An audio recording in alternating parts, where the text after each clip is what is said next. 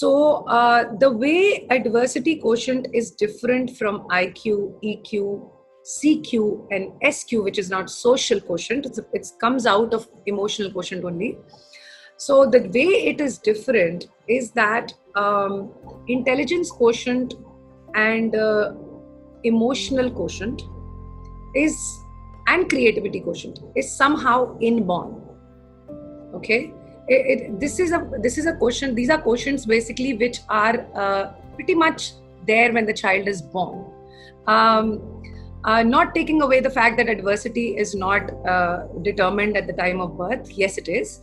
But these quotients, IQ, EQ, CQ, SQ, SQ I will not take into consideration because it is a part of EQ. So I'm going to stick with IQ, EQ, and CQ. They are basically already predetermined. They can be taken to another level with acquired intelligence. It can be sharpened. A lot of skills can be acquired and sharpen them a little more. However, not beyond a certain limited amount of percentage. Whereas with adversity quotient, even if you're born with, let's say, zero adversity, with no power, no control, and no resilience in you, let's say, however it's not possible, but still, let's say you're born with absolute zero, this is the only quotient which you can take from 0 to 100. Meaning that right from when the child is born, we can teach and condition the child to have adversity or resilience quotient right from, even if it is 0 to 100. So that is what makes adversity quotient one of the most sought after quotients after much studies over the world, the most important one. Because you may have the IQ, may have the intelligence to do something or to finish a task. You may have the social or the emotional quotient to understand your feelings, and those feelings could be anything: anger, love, happiness, sadness, and many more. You may have that, and you may have a very good rapport with people, and you may have also a very good creativity quotient where you can think out of the box. But you may not know how to sum up all these three and put it into right action.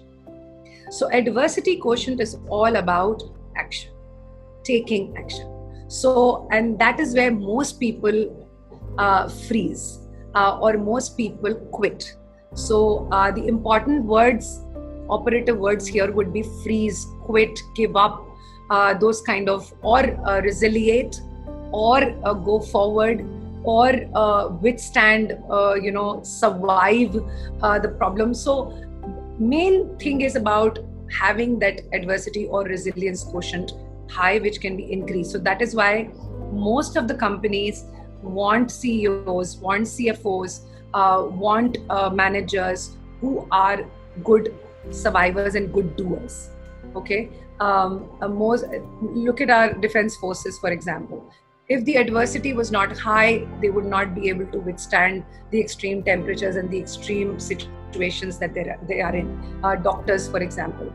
So even in today's times, nurses, doctors, everybody who's doing so much work for all the infected people. So all these kind of things, like most of the doctors may not have gone and volunteered. Most of the nurses may not have gone and volunteered, or maybe they were scared themselves, or maybe it was the family pressure. But some of them still went and still did, knowing very well that they may not come back and they may not see their families ever.